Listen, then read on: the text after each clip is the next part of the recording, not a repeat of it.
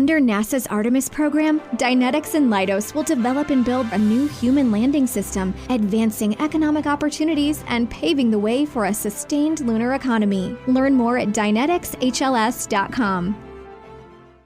Welcome, readers. Today on Book Chat, we are discussing Bridgerton Season 1, the Shondaland original series featured on Netflix. We're also comparing the show to its source material, the book, The Duke and I. Stay tuned. Today's episode is sponsored in part by audiobooks.com. Audiobooks.com now has 175,000 titles and 1.2 million podcasts. New customers get 3 free audiobooks comprised of 1 premium credit and 2 VIP titles. Use our promo code SHELFADDICTION, spelled as one word, when you sign up at audiobooks.com. Again, our promo code is SHELFADDICTION.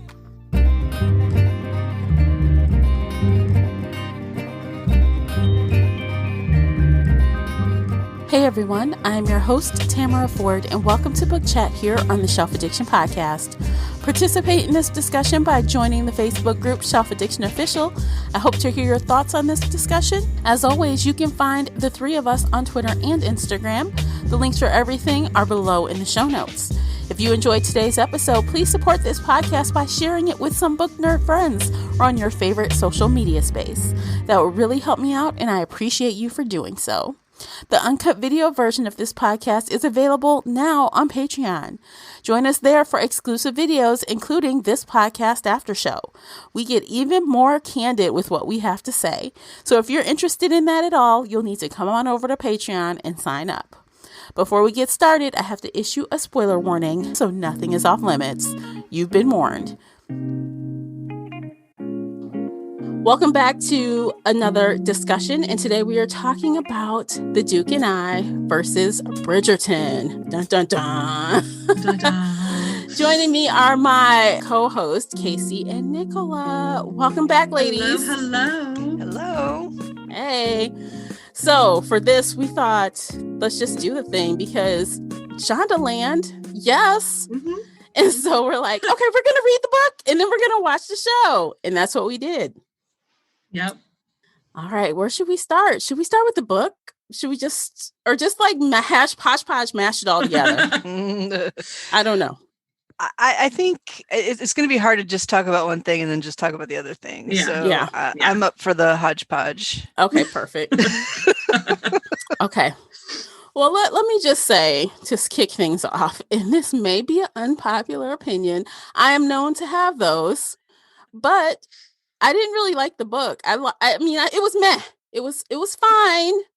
It wasn't bad. It wasn't good. It was fine. That's how I thought about the book. I was actually surprised that you were interested in it, Tamara. I think this is the only Regency I've ever known you to jump on. Like, pure romance is not usually your bag. You're more like if it's got to have some kind of paranormal, some kind of suspense, some kind of magic.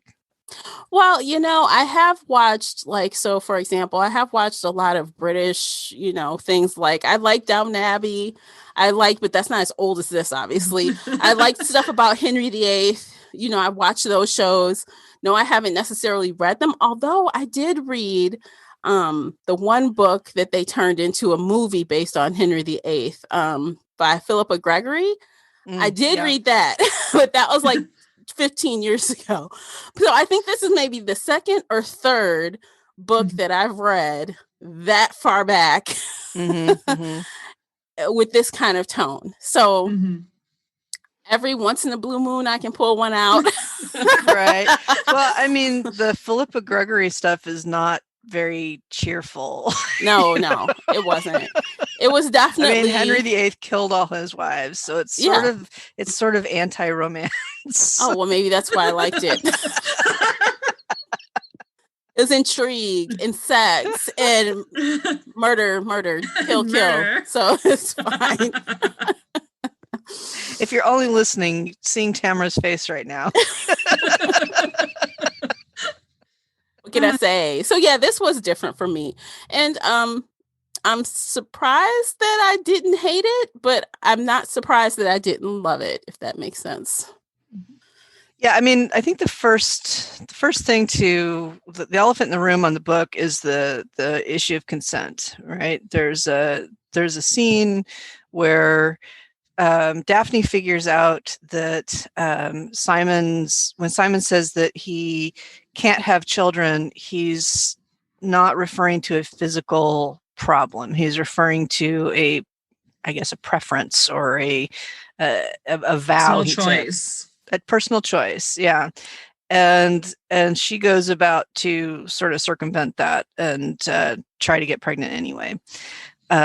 If you flipped that around gender-wise, it would actually be entirely appropriate from a historical perspective. It would be. You cannot. They did do that. You can't refuse your husband. You can't. Not only can you not refuse your husband, but to try to not get pregnant would be an actual crime. And I'm not sure it isn't for a man. Like that would be grounds for annulment in those days. So just from a contextual point of view, not exactly inappropriate. From a modern take on consent and it bothered a lot of people. Me, I hated it. Now, see, and the funny thing is, I'm kind of like more in the middle. I think that was wrong that she did that. But I'm kind of like, well, damn, it's not like you shoved her off, and you could have. You're strong enough. She could not overpower you. Shove her ass off if you really don't want to. But he didn't even do it. And then he felt bad because he was like, damn it, you tricked me. How dare you? But he really... Well, in the book, he was drunk. So in the book, he was smart. Yeah. In the show, he was not. But he wasn't that drunk. First off, you're able to get it up. You're able to come to completion. And you still figured out what she was doing after. Yes, but okay. Yeah. So I liked that change. In the show, he was not impaired. Yes, which is what I mentioned off air. I said the show softened it a little bit. Yep. I think that softened it because he was fully aware. Right. And it would be more of a deal breaker for me if it didn't turn out to be part of the central conflict. I mean, she didn't write it in there and then ignore that it was a bad thing. She wrote it in there and it almost destroyed their marriage, So because he said he only left because he was stuttering. When he comes back, she said, I thought you left because you hated me for what I did. And he goes, no, I was upset because I was stuttering and you made me so emotional and I couldn't deal with that. And so there was no apology. There was no real remorse on her part. Like there was just, oh, you left because you stuttered. Okay, let's go make some babies now. And then they did.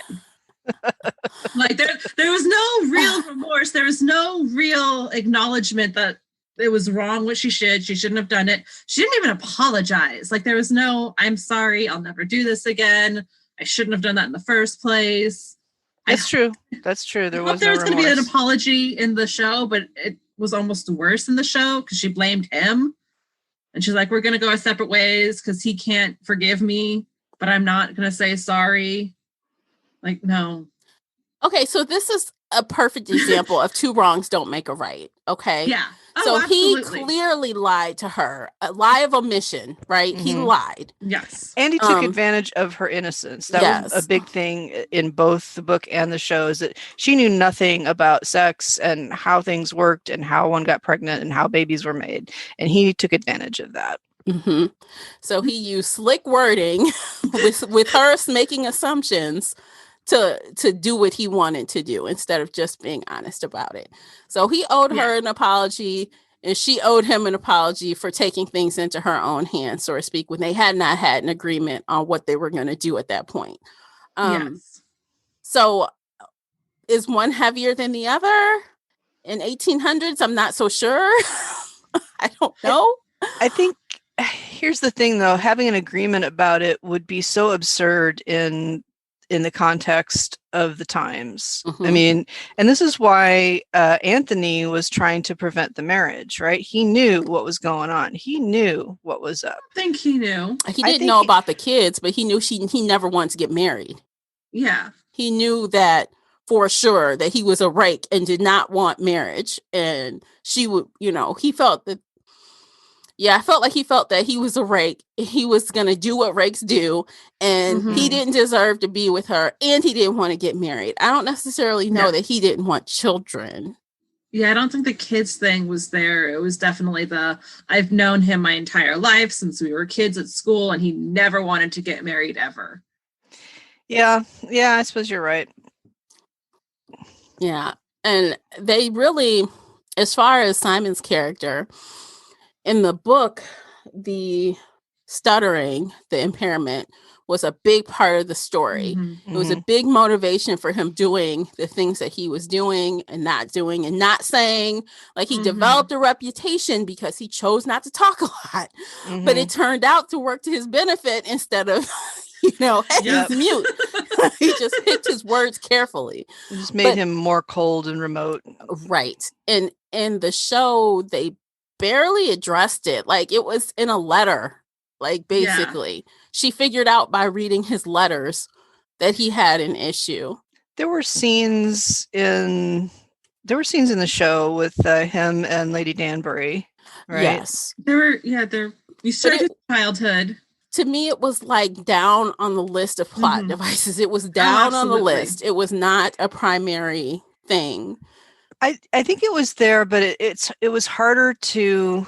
I mean, it's harder to put on the screen than the page because it's an omission, right? So the thing that did not come out in the show that came out in the book was the way this reputation for being cold and aloof evolved, right? They could have had a flashback with him and Anthony at school.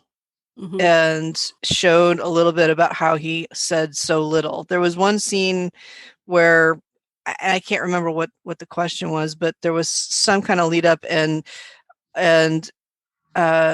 Simon's response to something complicated was just no. And that was like everybody was like, whoa. You're like, beast, he told him. Ooh. And I can't remember what the scene was or what the situation was, but it was obvious that it was because of his stuttering, but everyone took it a different way. And so that would have been a good thing to include, I think. I mean, the show was simplified, as shows frequently are, but you're right. I think the stuttering got lost in the translation. Yeah, and I think that they tried to show it a little bit by him showing more facial expressions than talking all the time, which I did notice early on. I'm like, he looks like he wants to say something, but he's not saying it. Like, that scene at the dinner table, he's kind of just looking and making faces until the mother speaks to him directly, like, oh, sorry, we're so, running our mouths, blah, blah, blah. And he's like, they have that conversation. But I'm like, I thought he was an ass at that dinner, and he was not in the book, and she was too. Daphne and he were insulting each other, and that was not in the book at all. I was like, where is this coming from? This is weird. They wanted tension and drama in the show. That wasn't what happened. I don't know. I didn't like that scene. Was like, I don't know if they were still trying to get a feel for the characters at that point or what, but I didn't understand why they made some character changes, particularly to Daphne, that I don't understand. I think that I liked the show. Don't get me wrong. I thought it was beautiful. And I enjoyed it a lot. But some of the changes that they made, the biggest one that really puzzled me was, in the books, the reason that Daphne is having trouble finding a suitor is that she is always in the friend zone. She's everybody's little sister. She's got these 3 older brothers who protect her and who sort of jolly along with her, and like all of the eligible males just see her as a non-sexual, as a little sister.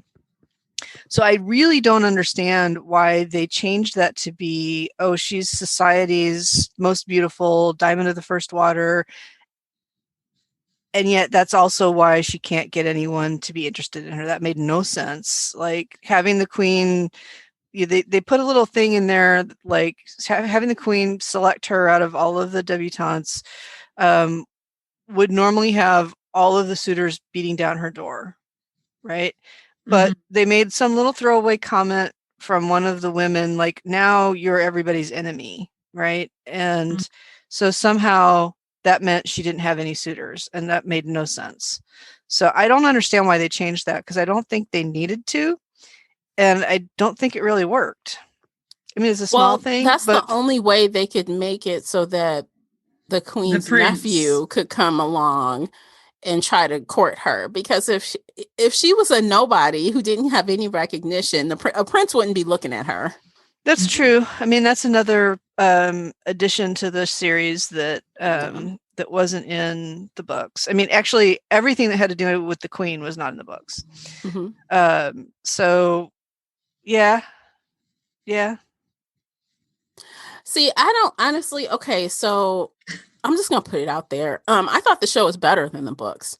Okay. Well, and with that, I can tell that they have incorporated a lot of future books into this initial story to get us interested in more, siblings, and there are multiple things going on at once versus just one story, one relationship happening. They're showing bits and pieces of the other siblings, which may or may not exactly tie into those books. I don't know, because I did not read them. So I don't know if the one brother was sleeping with the opera singer and the other brother wanted to be with the shop owner. Those could be totally made up and not in the books at all.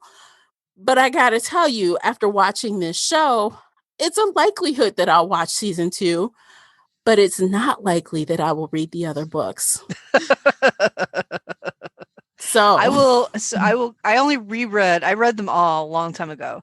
I will reread them, but I also was not expecting to have that much content from future books woven into this season. So I will be totally honest. I am a Julia Quinn fan, but I have been sort of off historicals for the last while, like 7-8 years. I read a few here and there, but I don't read them the way I used to. And I don't really retain a lot of details from these books that I read. So I read them and then I close the covers and I go on and I read another one. So I don't really remember all the details from all these books. And I don't know if they track or not, because I only reread the first one. So I probably will.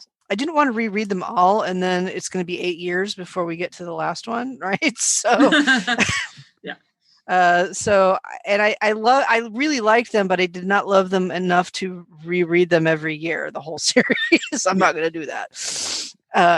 So that's where I'm landing on that. I was pleased about it. It reminded me a lot of, I mean, you can really see Shonda's sort of Grey's Anatomy chops here, where I think of some of these ongoing series. I used to watch a soap opera back in the 80s and 90s, right? And you could really, when you start it, you can really see how they have these multiple storylines and they're building up so that they all sort of peak at a different place. So while one story is coming to a big dramatic conclusion, there's another one that's just kind of getting started, and there's another one that's, adding a couple layers on, but they kind of stay out of each other's way. And but by the time you get ready for like big drama number 2, you're kind of in that lull after the big drama number 1, right? So which is how I enjoy it. I think that if they had followed this book and left all of those other characters on the sidelines, it would have been so boring.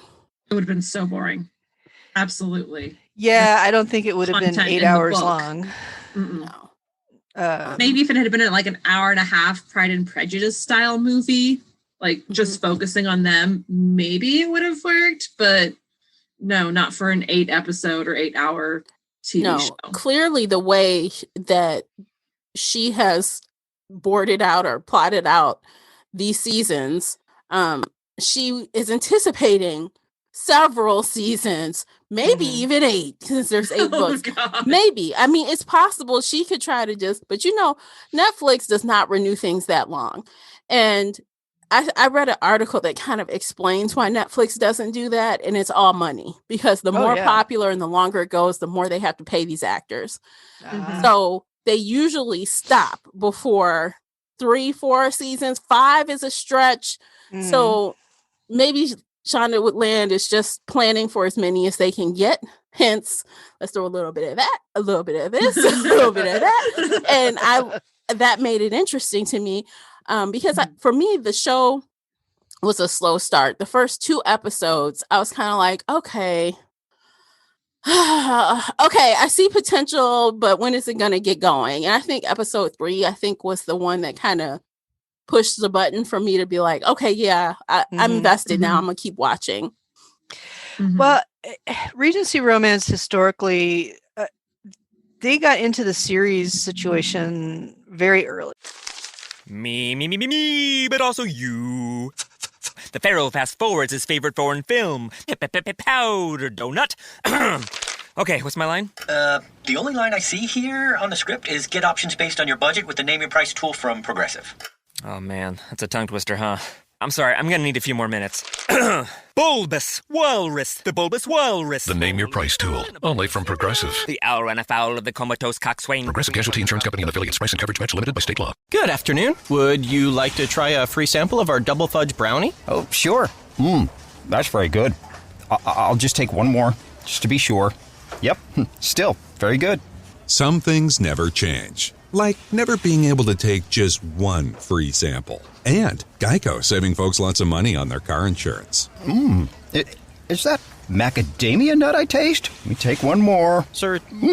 Yeah, I thought so. 15 minutes could save you 15% or more. So like back in the 90s is when you started seeing these family groups, or there was a blogger back in the day that called them dude bro groups, I think, that made me laugh. So they're fellow soldiers who are back from the Napoleonic Wars, or they're a family group, or they're schoolmates, or there's some thread that holds together a group of usually men for whatever reason, or women, but there isn't a series arc that requires you to read them in a specific order. So you can read the Julie Quinn Bridgerton books completely out of order if you want to.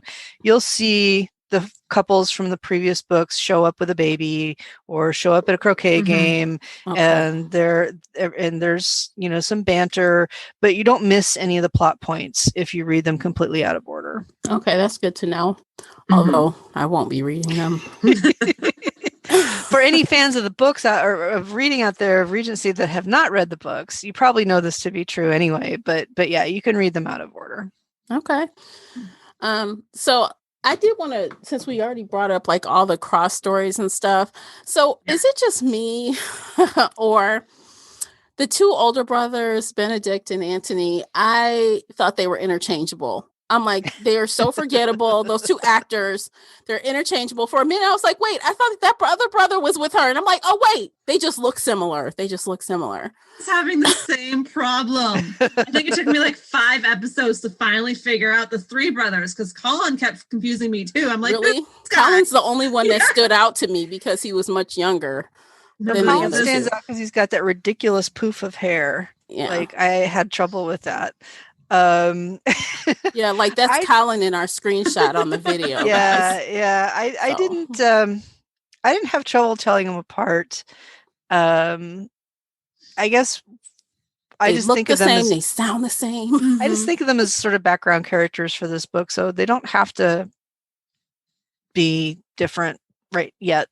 I mean, I could tell them apart in the book, obviously, because they were always named, but in the show, they'd be walking or talking, or somebody would they would just appear and I'd be like, who's this? Who are we watching? You could tell it was Anthony because he's trying to boss everybody around. Well, I mean, outside of those scenes, like when Anthony was with the opera girl, I was like, oh, is this Benedict or Anthony? I would confuse them when they were with their girls. Okay. And then I was like, okay, I got it straight now. Benedict likes the shop girl, who is lying to him, by the way. She's not French. Apparently, we find out. And, and then Anthony likes the girl who is like I'm making my bank. Get out of my face. I'm making my money. And he's like, you're not taking care of me, so I'm taking care of me. Yeah, like, I'll need you. Yeah, I don't know. To her, he was a total dick, and he flip-flopped a lot. Yeah, he flip-flopped a lot. Yep. So. And I should I spoiler anything a little? No, I won't spoiler. Spoil. I don't believe he ends up with her, with the opera singer. Okay. So, which I would have liked better, I think. So maybe they'll completely change his story. I don't know. But yeah, he was not a likable character in this season at all. He was dictatorial. More so, I mean, the books he wasn't. In the book she had turned down like 3 or 4 proposals, and he was like, "That's fine. You should marry for love." Yeah, you know, he was more likable in the book for sure. Oh yeah. Yeah. So and he rejected Nigel several times in the book for her. Yeah, I mean, that whole subplot was weird. You know, I don't think that. I don't know, that subplot with the was it Nigel that wanted to marry her and turned into a giant ass about it. And then they started that whisper campaign to destroy him, which I kind of enjoyed that as a plot point. I don't know how realistic it was, but I don't know. Again, that was one of those things that they did in the series that seemed almost like filler, like it didn't really need to be there. But maybe that's because it wasn't in the book. They used it more so for Lady Featherington? No. The Danbury. Gossip Columnist. Oh, Featherdown. Whistledown. Whistledown. Yeah, I thought that was more to show her power necessarily than anything for the characters and Daphne and all of that. Because like you said, the Whisper campaign, you know, they're like, we're going to be women and we're going to do what we have to do. And of course, we'll take care of it since you're not, asshole. You're not going to take care of it. We will. Man, we're going to take care of this. And like, it was the expose and he ran away because of the expose. And I think that was just trying to set up how important the gossip column was and how it would affect, you know, the later things when she was found in the garden with Simon. And they're like, oh shit, if this gets out, she will definitely be ruined forever because we'll get in the gossip column. Yeah, I guess I didn't get that out of it. That does make sense. What I took away from it is that, you know, women have had power in that time too, but it was a different kind. It was indirect power. And I'm not sure that I really believe it. So. Well, honestly, you have to suspend disbelief in Shondaland because she writes a whole bunch of junk. You be like, what? Get out of here. Get out of here. But see if anybody comes back to life. Right. Isn't she famous? Isn't Grey's Anatomy famous for having characters sort of come back to life? I forget. I don't know. I stopped watching years ago. No, but dead people do come back, like in dreams and things like that. Okay. So, but okay. Yeah. But yeah, I do. I love it. I'm down for the drama. The more drama she added to Bridgerton. Thank you. Lord have mercy. I'm already trying to change the name. The more drama she's added, the more I enjoyed it. When the drama was low, when we were meeting people and getting introduced, I was like, oh, what else? Where's my wine? But when the drama started kicking in, I'm like, okay, I'm about it. Where's the drama? So I like the Whisper campaign. I like, you know, just because it upped the ante for the drama a little bit. I liked the whole Featherington subplot like that. I don't remember that from the books at all with the boxer and the father dying and the mother. The mother was always plotting, but she was like harmless in the books, right? She was just kind of, she had these unfortunate daughters and they were not attractive and they were not dressed attractively, and which has got its own sort of problems in a more modern view of who gets to have a romance and who doesn't. But she was painted as just kind of a ridiculous character, not a dimensional one. So the pregnant house guest was also a new character. Yeah. So interestingly, she was not a completely new character.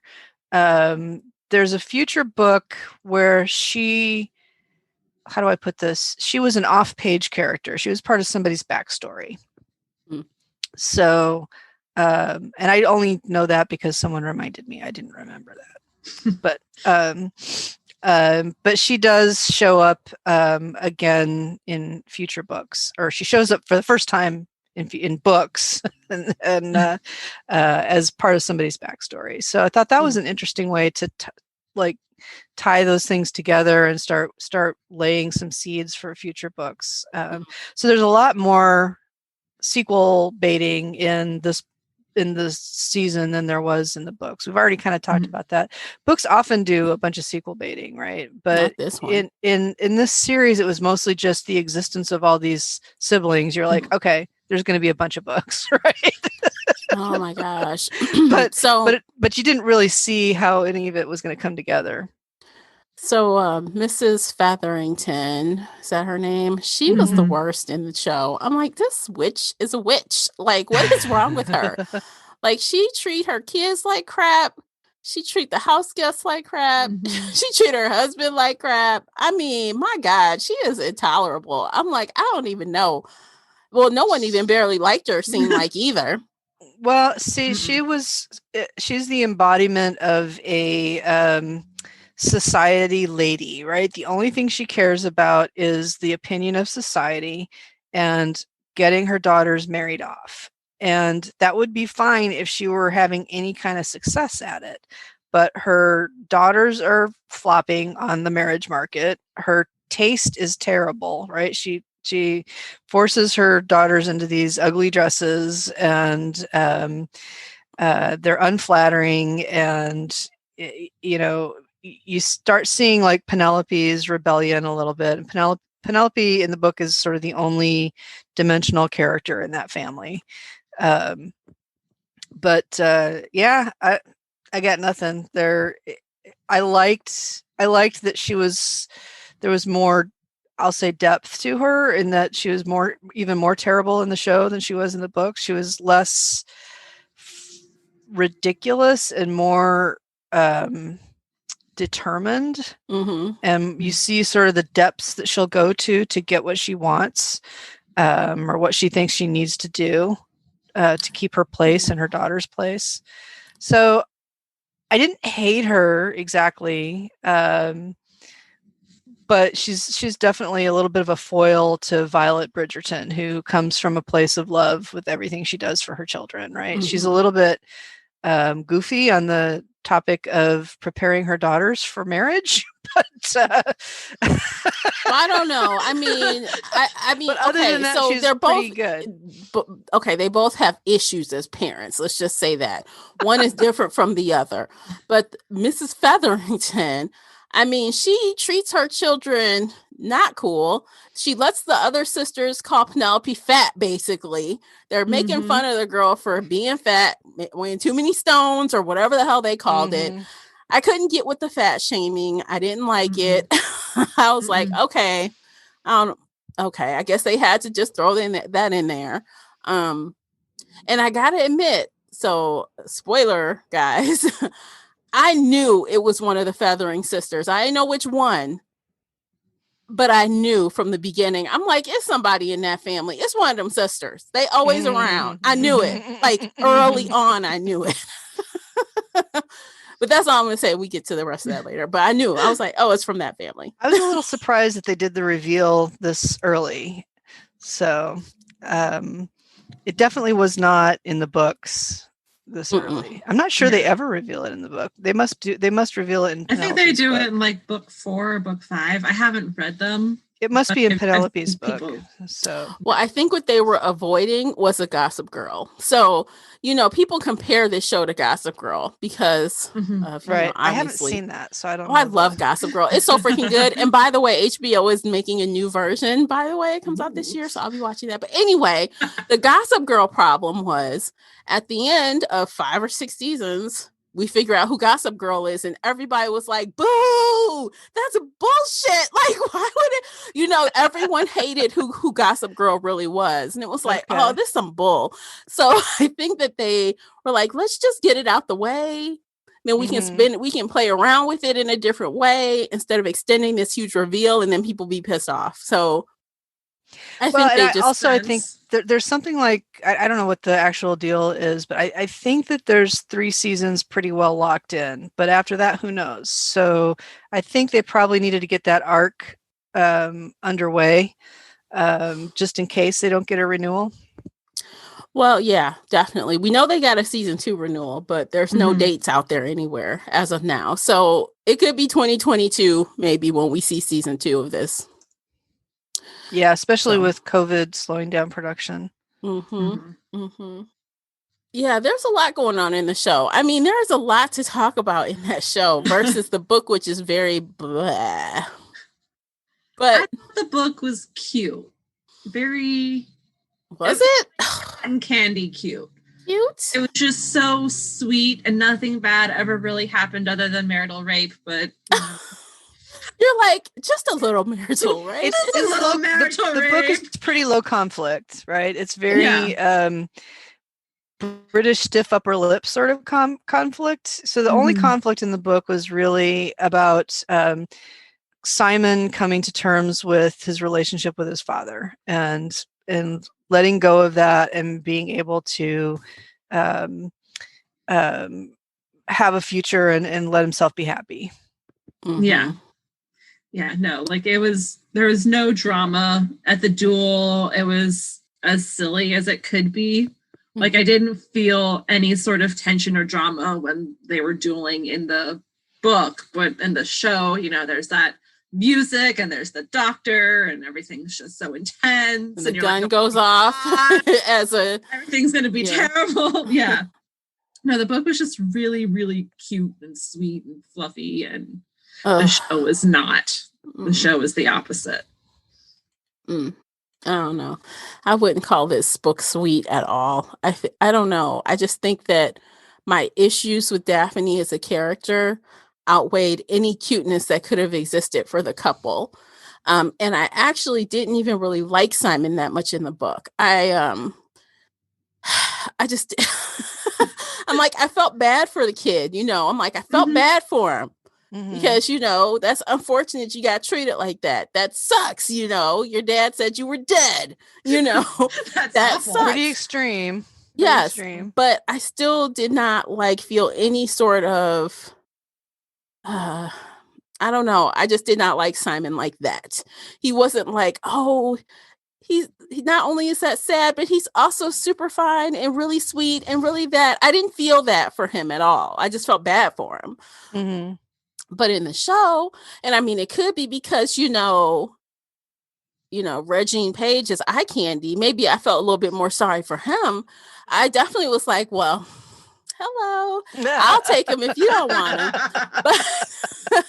But in the book, I just didn't feel like any of those feelings about that character, Simon, at all. I was like, sorry, you got the short end of the sticks. That sucks. But I didn't feel like, oh, they're such a cute couple. And, I just didn't feel that for them.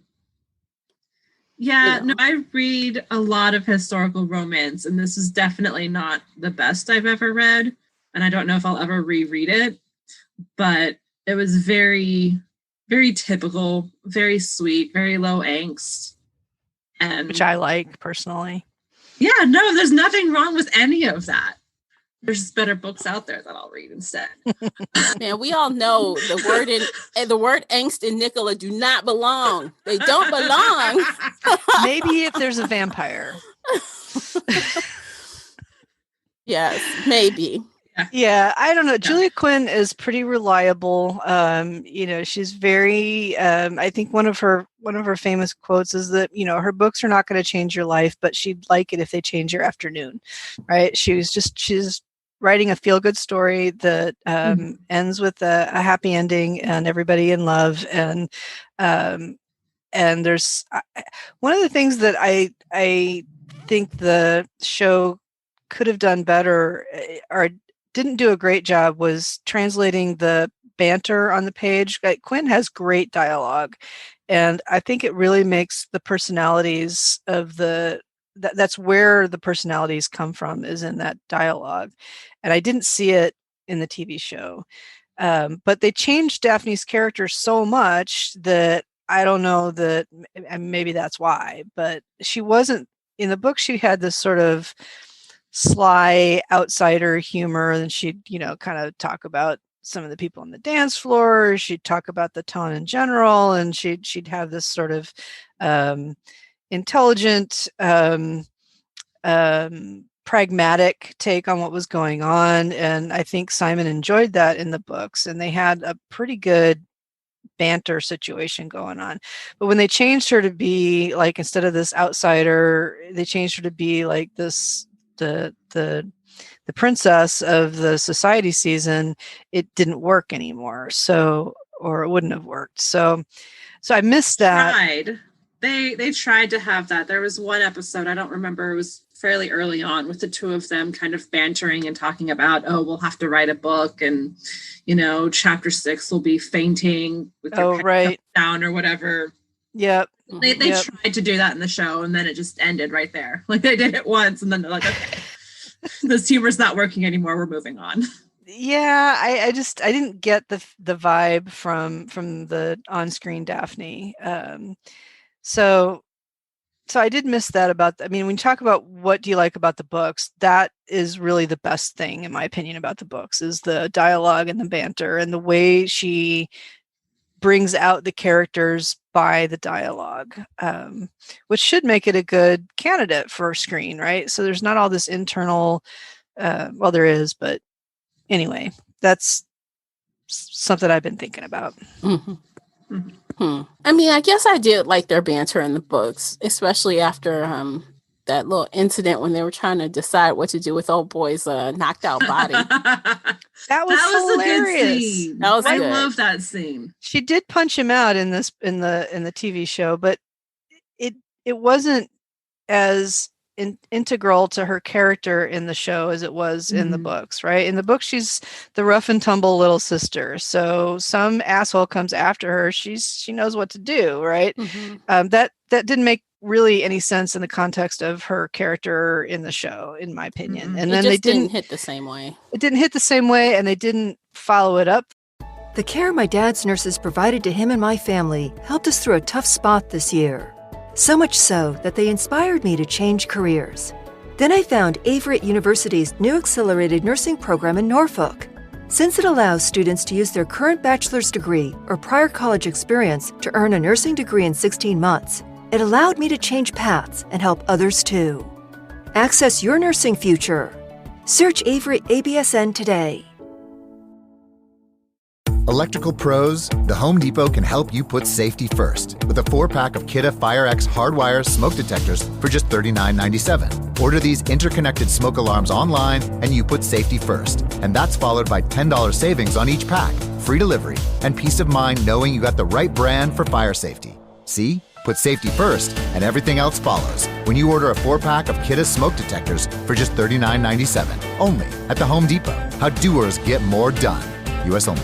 The same way, it didn't have the same result. it had that partners in crime feel in the book, and it could have been cool between Daphne and Simon. It had that partners in crime. So like, we can't leave him here. Maybe we should put him in his car, not the car, but the carriage. Oh wait, no, he's knocked out now. We're not carrying him. We're not doing that. What else can we do with him? It's like, no. I will say, in the book, in that scene, I did not understand why they didn't just walk away and leave him on the floor. Like, they had this because big Daphne's so nice, and she wanted to be nice to him, and then she had to knock him out a second time, and she's like, "Okay, fine, we'll leave him now." She's like, "Wait, but I thought you wanted to help me do." He's like, "That was before you knocked him out, basically. I cannot do it." That was great. That was one of the best scenes. I think I liked that a lot. It was. Which is unfortunate that it didn't come to the screen in a similar way. It could have been fun to see. No, it was part of that whole like weirdly threatening arc with Nigel. So yeah. You win some, you lose some. That's the thing about when you make a TV show or a movie adaptation. Like, there are certain things that are wins. Like, I feel like the addition of some things were wins in this case. But sometimes you lose some stuff in getting the other.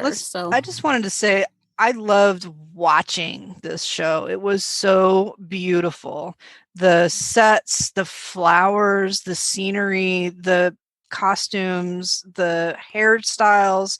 It was, I think the hairstyles were historically completely wrong, but they were so cool to look at. That's right. Yeah. So Georgian is when they had the huge Marie Antoinette dues, right? That was before like 1800, right? So anyway, I thought and I think that some of the articles have said that they're not bothering too much with being exactly historically accurate. So but I did think they were just amazing to look at. Mm-hmm. Yeah, I like the way it was shot. The costuming was really colorful and was pretty. The environments were pretty. I mean, they did a good job production wise. The production value is high, very high. Mm-hmm. Yeah. And it shows they had money and they had some talented people working on the set, which is always appreciated. It definitely ups the ante a little bit when watching something like this. You got things to look at and look at the bright and shiny, the outfits, the hair, the good looking men, we got some good value there for screen. I will say, like, my age is showing here because, like, I'll pretty much all the heroes just look like little kids to me.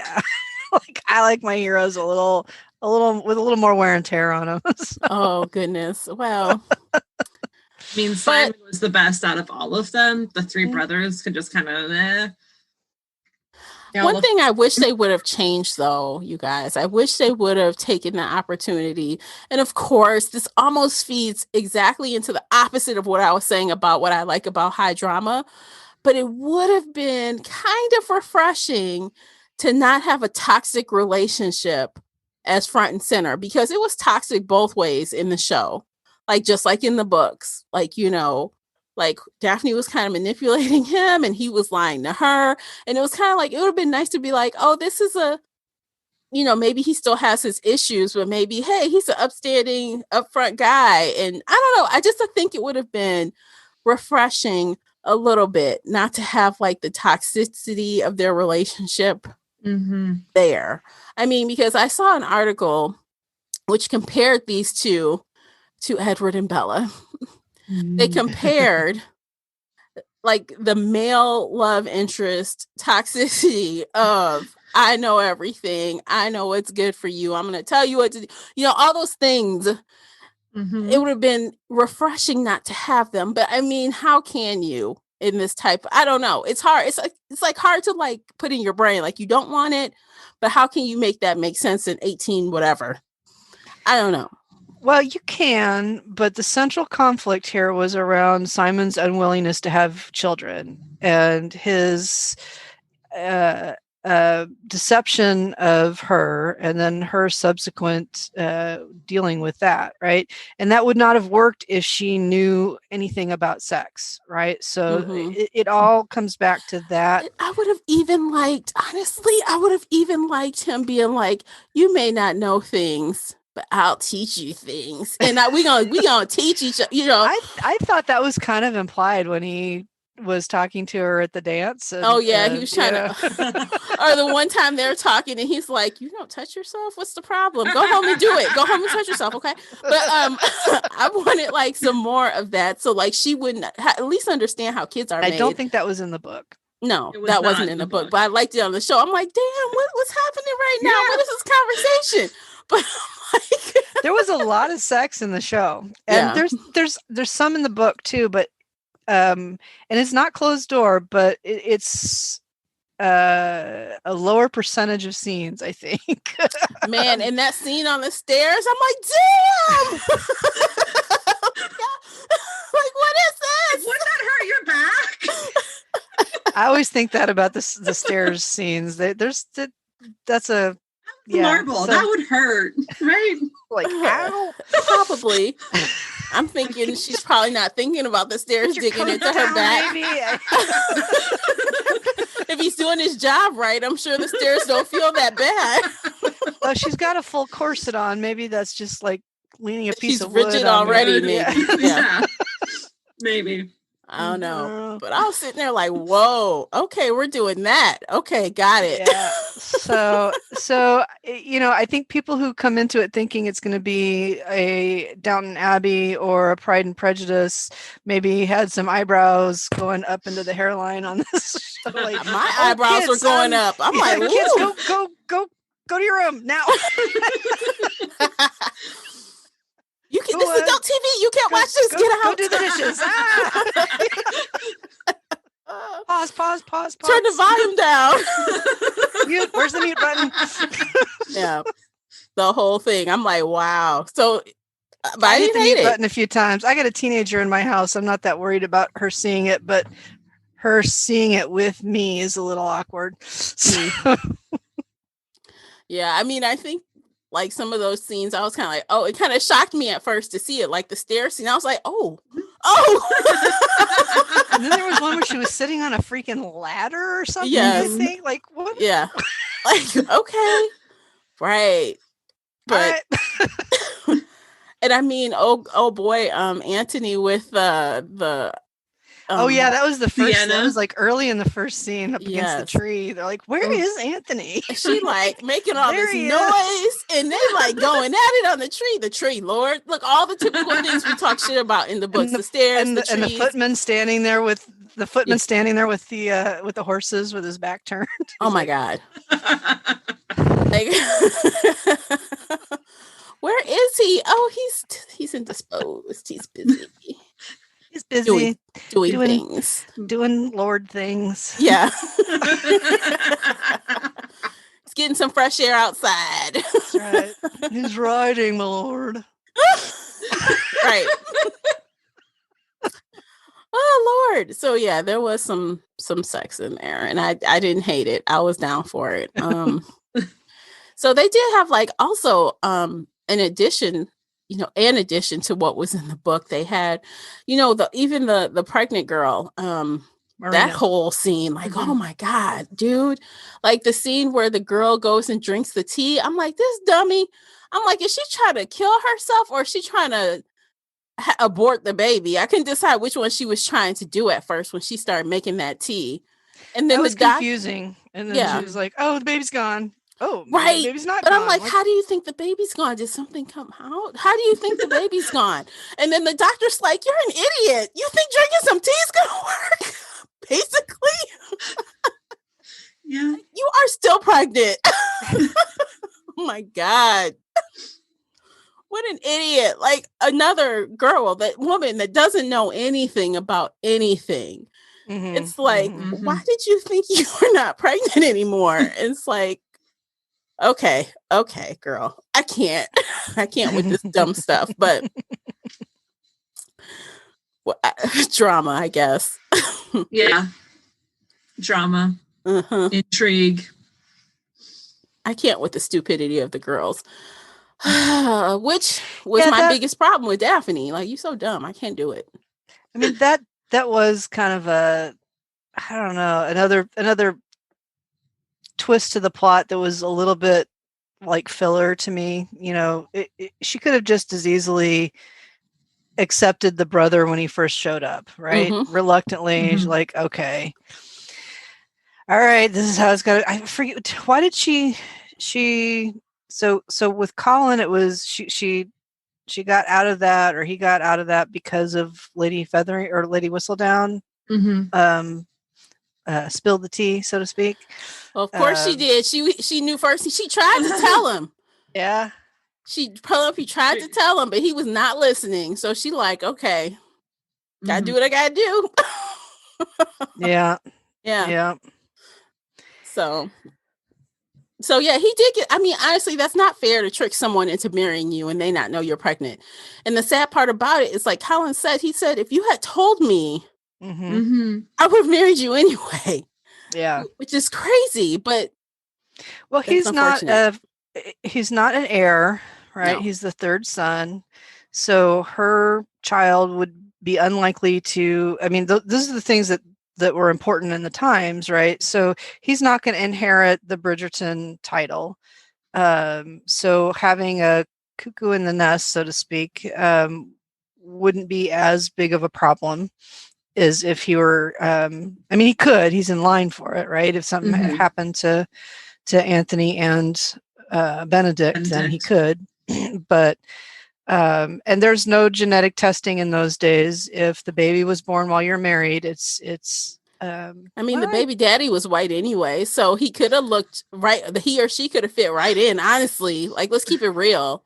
They wouldn't have known. Yeah, I mean, I guess there were times when the husband didn't acknowledge a son or a child that was born within their marriage. So there, I guess there is some kind of I don't know what's real historically. So people, I know what I've been reading Regencies for a long time, so I know what is like the norm for Regency. I don't know if that makes it historical fact or not. I mean, even in this series, Benedict, when he went to go to that house and he's painting new women and he's hanging out with they got some crazy stuff going on in that house. But they're like, dude, you're the second brother. You can hang out. It you took don't me have a that minute to figure out what was going on with the pipes. I was like, pipes? Why are they smoking?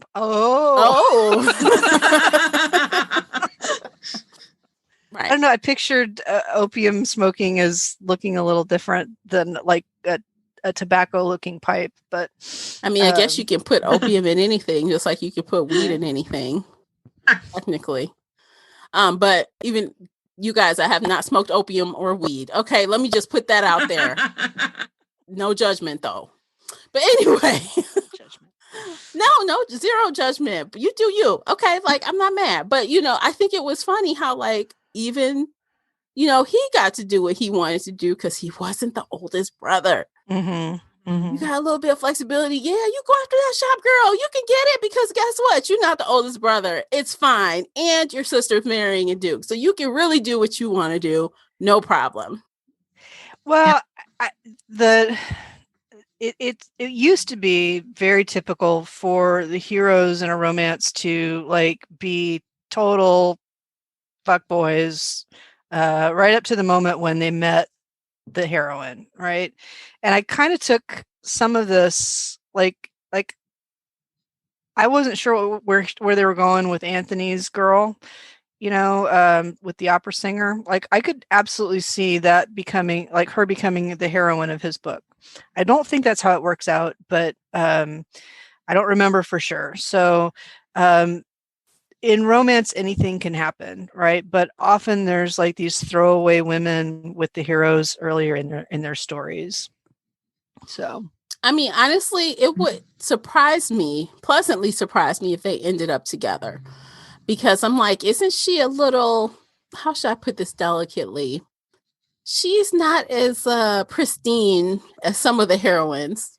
So are we talking about the shop girl or the opera singer? No, the opera singer, Sienna. Yeah. So I can feel like, while it's hot and passionate, I can't see them actually being together because come on, you're the oldest brother. You inherit all this stuff. You can't really have this chick walking around getting your people's money. Can you? I mean, you can, but would you? Would the writer be so bold as to make that woman, his wife without changing her? Without making her change, like in the show, they're like, this guy likes me for what I am. He's not trying to change me, make me wear some ball gown and go to some stilly ball. Yeah, but she was into the idea when he brought it up. She was having those princess fantasies. I think that was what the look on her face meant to me. And then like her reality came to her and she's like, I can't do that. Yeah, fantasy and reality collide. They don't get along, apparently, at least for that character anyway. It'll be interesting to see what they do. I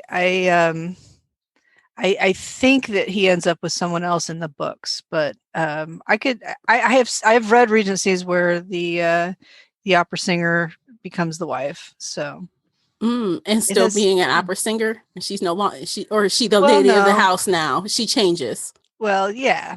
Okay. But opera singers have a limited shelf life, so I don't know anything about opera singers. Okay, so I guess. I mean, if you're an opera singer, you're not trying to catch a man for money. If you're not trying to catch anybody to take care of you, then that's what she was doing on the side. She had so in Regency, opera singers are like the mistress is almost always an opera singer. Like, I don't know what's up with that, but that's a very common thing. So I don't know if the reverse is true, that opera singers are usually someone's mistress, but I think that's the common trope. Like, it's like almost a code thing. Like, oh, she's an opera singer. Oh, see, wink. I'm thinking, why can't she be married and be an opera singer? She's not trying to catch no men. She's just trying to sing her songs. But this character is trying to catch some men and sing her songs. So, well, yeah, being an opera singer, being on the stage in any way was considered very, it really puts you sort of beyond the pale from a society standpoint. It's risque. Yeah, what they called, so there's a few books out there that sort of focus on what they called the demi-monde, like the half world, and it was like the Benedict's parties, it would have the high class courtesans, it would have opera singers, it would have, it'd be the party place, but it wasn't like poor people. It was still beautiful people. They just weren't acceptable in society people. Okay. That'd be fun to read. There's a few, I have to look for some of them. Deborah Marvell. I can't remember the first name right now. Marvell was the last name. She wrote a lot about those. Okay. I'll check them out. Let's see. Oh, did you guys notice Julie Andrews' voice? Mm-hmm. Yes. She's got a very distinct voice. God. I loved it. It was amazing. Mm-hmm. I loved it too, but it was a little disconnected considering that the real Lady Whistledown is so young. So and Julie Andrews is lovely, but she does not have the voice of a 20-year-old. No, that was on purpose. Like if she had a young voice, you'd be looking for a young person. But also, I think they imply on the paper, it has a feeling that she's older. So maybe she's writing like she's older. You know what I'm saying? I'm sure she's not doing those youthful, childish things when she's writing the paper. Right. So. Yeah, I was like a character. I was going to say, I thought that's how Penelope saw herself, as being like older and refined and having like that type of Julie Andrews poise.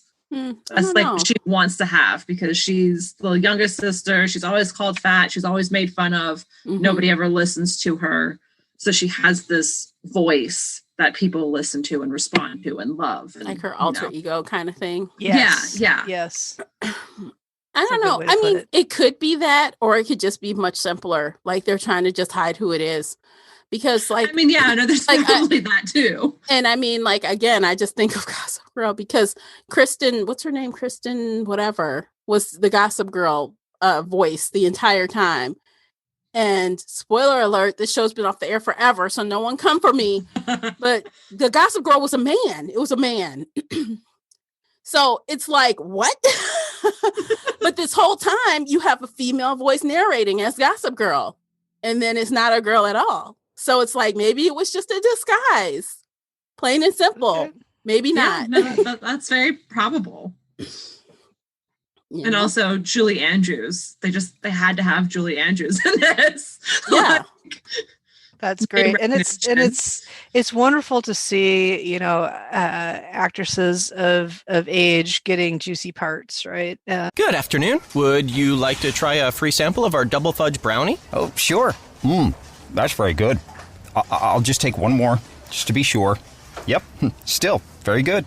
Some things never change, like never being able to take just one free sample. And Geico saving folks lots of money on their car insurance. Is that macadamia nut I taste? Let me take one more. Sir? Yeah, I thought so. 15 minutes could save you 15% or more. And just having the voiceover only, I think, makes it ideal for someone who might have some physical limitations, right? Not to mention this was all shot during COVID. Or was it? I don't know when they started shooting. It ended right before COVID shut everything down. Okay. Like they ended right in February, March-ish. Okay. So they've been in post-production. Yeah. Well, thank goodness, because they had a huge cast. This would have been a terrible nightmare to try to record during COVID times. Because even network TV or other TV shows, like especially medical shows, they got those masks on. They're following COVID protocols because, hey, it just works into what we're talking about. But even some law shows, like I was watching All Rise, I think it was, and they had glass things up in the court. They had people wearing masks in the office. So I'm like, they are working COVID into the story. So they couldn't have done this here at all. So no, other than the outdoor scenes, but like all those dances, the ballrooms and no, that's just too much. All those extras around dancing. No, too much. We'll have to like film in Taiwan or New Zealand or something. I mean, I guess I'm hearing most of these casts that are filming now, they're all like quarantining together, basically. Like they're all in little bubbles. Like you can't even leave. Yeah. So yeah, I mean, that makes sense. Yeah. It sounds like they were together anyway, because I was watching this YouTube video and Phoebe Denevor, who plays Daphne, she was comparing being with this cast like being at summer camp. She said, they take piano lessons, they do this, they do that. Oh, these dance lessons, they're all like at camp doing activities. She said it felt like. There was a little line in there about Daphne playing the piano and like composing a piece that I don't think was in the books at all. So I thought that was an interesting like little extra there. Yeah. I like the piano parts. I enjoyed it. I did too. Yeah. Speaking of the music, did you guys hear the songs? And did you recognize them? I did recognize a few of them. I knew about it from the buzz, but no, I couldn't tell because it's not my genre of music that they were adopting or adapting. You mean you don't jam out to Billie Eilish? I recognized the Billie Eilish one. I was like, oh, that's Bad Guy. I'm like, oh, wow, they have changed it. And I recognized do know that song, but I totally didn't recognize it. I recognized the Maroon 5 song too. So yeah. So I didn't know a couple of the others because I don't listen to like all of those artists, but I definitely called those two right away. I might have to go listen to a soundtrack or something and see if I can hear it. Cause I just didn't, it just went by me while I was watching it. And that's again, props to Shondaland's team because they are notorious for good soundtracks. They always are. Yep. And they pulled it off again because no one's what crap is this playing? Like, they do it. They're notorious for adding really good music and covers. And I mean, even back in the 90s when Grey's Anatomy was just getting going, they had a lot of like indie authors. She launched a lot of musicians' careers in that show. Oh yeah. That's awesome. Yeah, music makes it even more interesting. And then to have classical covers of those hits, it's like, wow, that still sounds good. So I love that stuff. Yeah, this was quite the budget production. I mean, we already talked about that, but even just having a full orchestra transcribe that music is not a budgetary. No, and they paid for those songs. So I looked it up. Ariana Grande had a song. That song, "Thank You Next," and I guess I do remember it now that I hear it in my mind. Maroon 5 song, a Shawn Mendes song, Billie Eilish, Celeste, and Taylor Swift song. They paid good money for those artists. So those aren't cheap. So yeah, they had a budget. A good budget. Yeah. Yes, they did. Well, I don't know, back in the late 70s, it got to be fairly common for like rock bands to add an orchestral line to some of their songs. And a couple of them toured with full orchestras, and it just about broke them, most of them. Like Electric Light or ELO, Electric Light Orchestra did that. Pink Floyd, I think. There were several but it was so expensive to travel. And anyway, that's kind of a little side note that I know a little bit about, but not enough to really talk about, I guess. Yeah. But I remember that happening, and the sound is amazing, right? It sounds incredible, but it's very expensive. Oh, no doubt. No doubt. Like, seriously. Yeah. Wow. Because randomly I was just watching The Mandalorian. So, all that stuff is with lots of musicians and composers and all of the things, spending all of the money. So I think about like big, dramatic, expensive ordeals when you have like those orchestras and string quartets and all these things playing. It's like, okay, wow. Money. Disney money, Shonda money, Netflix money. They just throwing the money, but But it's got good impact. It's judicious. It's the right way to spend money, I think. Yes. Yeah, because honestly, I have a playlist. Actually, you guys, I'm gonna make a playlist for this probably and put some of these songs on it on Spotify. So if you're on Spotify, I'll have a link for my Spotify playlist, because I have also a Spotify playlist, especially for adaptation and movie soundtracks. So I have compiled a list of songs from different soundtracks that I've heard that I just love and they stay in my head. So yeah, I'll link that too if you're curious. So why not? All the things. I mean, that's how I find music, honestly. Sometimes it's in movies because I just don't listen to the radio. I don't just say, let me turn on the radio. I'm always listening to an audiobook or a podcast. So I miss new songs. So when I hear them like in new movies and things, I'm like, oh, what is this? I'm like, oh, that came out last year. It's new to me. So I'm always behind the loop on those things, behind the curve, I guess I'll say. But that's how I find music, is through TV and movies. So I mean, that's how I discovered Ed Sheeran, through the Hobbit song back in 2013, whatever. I heard him singing there. And then I texted my sister. I'm like, have you heard of Ed Sheeran? And she's like, Casey, where the fuck have you been? In my library with the door shut. Exactly. I was like, he's popular? And she's like, yeah, he's been popular for years now. And I'm like, oh shit. I think Ed Sheeran might be like the Elton John for our generation, or your generation, not mine. But he's just kind of ubiquitous. He's very talented singer-songwriter. He knows how to write a pop song. He's young. I think he's going to be around, assuming he doesn't get in with the wrong crowd. He could potentially be around for a long time. Hope so. Yeah. And I like his stuff. Some of it's a little, I mean, anybody that has some adventure to their art is going to like throw out some things that not everybody likes, but I like a lot of his stuff. I think the first time I heard him was I think the song was called The A-Team, or at least that was part of the refrain. It was a very sad song, about someone sort of being addicted to crack and getting pulled under by it. But anyway, on that note, what were we talking about? Songs in the Bridgerton. Right.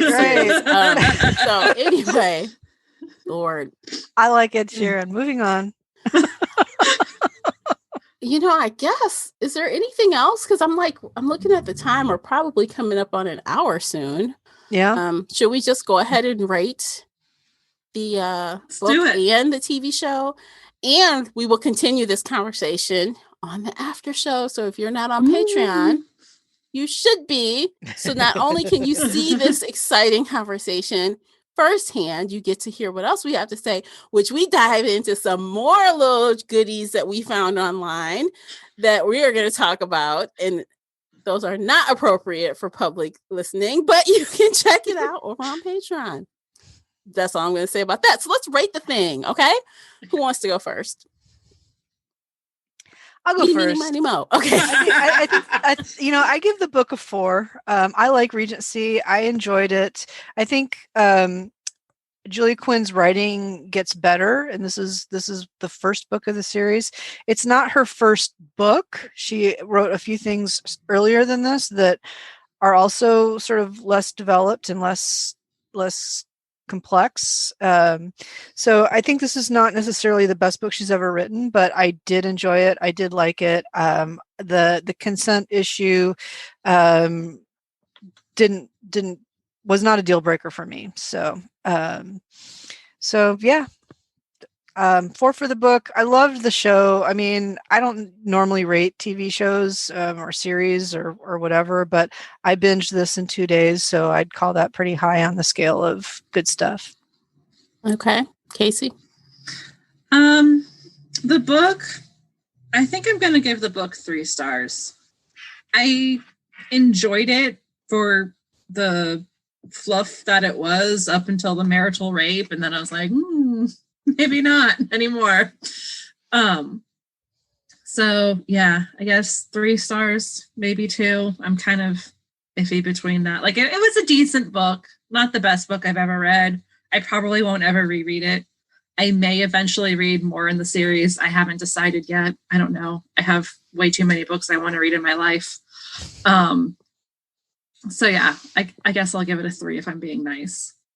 The show, I loved the show. There were still lots of issues with consent and pacing and other shit, but I'll get a solid 4 stars. Okay. So for me, the book, on Goodreads, I gave it a 3, just because, you can't do halves on there. But if I could have done half, it probably would have been a 2.5. Yeah. I didn't hate it, but I definitely wouldn't recommend it either. To anybody that reads like me, I would not recommend it. Let me clarify. If you read like me, then I don't recommend. But there was nothing too bad to turn me off. I kind of was meh about the marital rape issue. I was not loving that part, but you can't love everything in every book. That's why I try to remember. But yeah, it's definitely not my cup of tea per se. On a regular basis, but like I said earlier, I really enjoyed the series, the TV adaptation, after the second episode. So the first 2 episodes were a little slow for me, but in the 3rd episode, things started moving, and I was full in after that, and I watched it like in 2 days as well. So I liked it a lot. And I have like no problem watching historical stuff on TV versus reading. Yeah. I have no problem with that. So I love the eye candy. I liked the sexy time scenes. I liked the pacing after the 2nd episode. I liked the additions that they made that weren't in the book. Like I said, I'm sure they're in the other books, but I also said I will not be reading the other books, and I stand by that. So I'm going to rate the show 4 out of 5. It was very good. I feel like it could reach a 5 as these characters get more developed, and maybe as we see, maybe I might like another couple better than this couple, and it may push it up higher. Who knows? But right now I'm sitting at a 4. So 3 and 4. That's how I roll. I think you bring out a good point, Tamara, that this is not a show where you should or must go and read the book first. For those of us who have loved the books, it's a fun thing to go back and refresh. But if you haven't read the books and you're not that into Regency fluff, you don't have to. You can still watch the show and enjoy the visuals and enjoy the storylines and enjoy the I almost want to call it a little bit of soap opera-ish way of threading the multiple series arcs or story arcs. And I don't think that most stuff that gets adapted, like I really feel compelled to go read the book first, like we did with the Deborah Harkness, right? But you don't have to do that with this. Yes, and it's very rare where I will say the adaptation is better.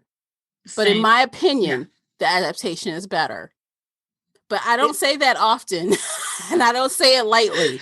No, I think it's something about sort of the realities of producing an ongoing series where you don't know exactly where it's going to end, right? The thing that makes this season 1 better than book 1 is the way they pull in all the potential for the future books and start weaving those story arcs together. I think that makes it way more interesting than the standalone book. But I also like a book that stands alone, and I don't like feel like, oh shit, I just read this, now I won't feel happy until I've read 8 books. So I think that that's the thing that makes that, and we didn't talk a lot about in our episode today, but the colorization, the inclusivity that they've added to the storyline really adds a whole dimension to the show that was, not in this book or in almost any Regency romance that you could point to. So I think we're saving some of that to talk about in the after show. Yeah, we are. But definitely you cannot expect, I mean, if you are familiar with Shonda Rhimes even a little bit, whatever she puts her hands on, it's going to be inclusive, period. So I was really surprised when she picked up this IP. When I read the release years ago, I was like, that seems strange, because it just didn't even occur to me that she was going to be able to incorporate that much racial diversity in a Regency series. I'm just like, wow, that's weird. She's going to pick up a white show. Well, did you watch the other thing that she did? The other historical thing she did? It was called, what was it called? It had 1 season on ABC and it was canceled. I can't remember. That Law and something. It wasn't Law and Order, but it was like some kind of legal show, right? No. It was about, oh my God, it was like a Romeo and Juliet type of show. You're not talking about Gallivant, are you? Gallivant? No. That was a musical. I don't think she No, it was not a musical. Now I'm stuck trying to figure it out. Oh my God. I'm going to figure it out later. And I'll be like, oh yeah, this was it. But if you guys know what I'm talking about. Oh, Star-Crossed. Still Star-Crossed. It was a historical drama, 1 season, 2017, and it was back in that time as well. It was a Capulet and Montague story. And there were Black actors all up and through there. And I was like, yes. So that's why I knew, like, that is what she does. That is like, she takes something that is not predictable for that type of setup, and she puts her own spin on it. That's awesome. Yeah, so if you ever come across Still Star-Crossed, it was good. I was disappointed it didn't get renewed. It was very good. And I love that the main heroine was a Black woman. I love that. And the other people, I loved it. I was down for it. So I knew Shonda Rhimes had done this before with historical, and it worked out. I think it worked out. But, I think ABC was scary. That's why she on Netflix. Netflix takes chances. Netflix... They are down for it. They're like, well, okay, let's try it. Yeah. So that is why she is where she needs to be. So she can do all the things and reimagine times for us. So we can have a good time. Yeah. So anyway, I'm off my soapbox. So check out Still Star-Crossed. If you want to see another iteration of her doing historical fiction, definitely. Okay. So yeah, I guess, are we done, ladies, before we chatter on in the after show? I think so.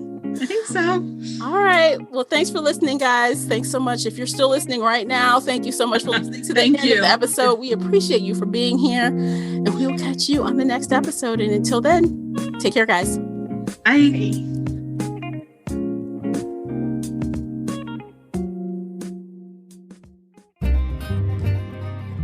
If you enjoyed today's episode and would like to show your support, there are a few things you can do. Head on over to Apple Podcasts and leave a positive 5-star review, or like this episode on your favorite podcast player. It seems so simple, but it really helps me out. You can share this podcast with other book nerd friends or on your favorite social media space. You can also join the Shelf Addiction Patreon family. For as little as $2 a month, you will help us produce even more awesome content for your ears. You can also consider joining the Shelf Addiction official Facebook group, where we talk all things bookish and more in a safe space. The Shelf Addiction podcast is a part of the Nerdy Maven network. You can also reach us via email at info@shelfaddiction.com. Thank you for listening.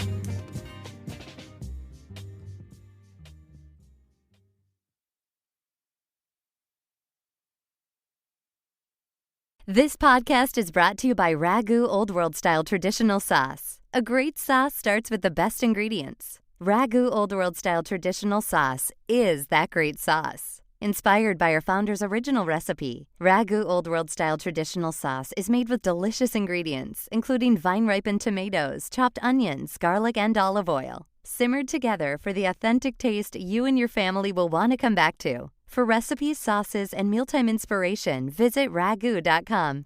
The new $3 hotcake breakfast sandwich from Hardee's knows just how you like it. Sizzling sausage, fluffy eggs, nestled between two hotcakes. The new $3 hotcake breakfast sandwich, part of the 2-3 more breakfast menu at Hardee's. Feed your happy. Offer valid for a limited time during regular breakfast hours. Tax not included. Price participation may vary.